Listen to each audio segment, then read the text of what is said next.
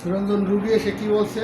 রোগী এসে বলছে তার টিউমার হয়েছে, সে অপারেশন করতে চায় না, যাতে ওষুধের মাধ্যমে তার রোগটি ভালো হয়, তাই সে ওষুধের মাধ্যমে চিকিৎসা চাইতেছে।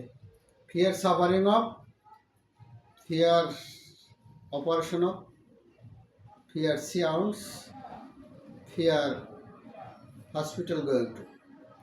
রুগী কী বলছে? সে অপারেশন করতে চায় না। অপারেশন করলে তার অনেক যন্ত্রণা ভোগ করতে হবে। ফিয়ার সাফারিং অফ, সে কষ্ট ভোগ করবে এবং তাকে বিদেশে থাকতে হবে।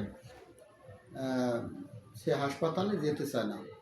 অতএব বন্ধুগণ, আমাদের হোমিওপ্যাথিতে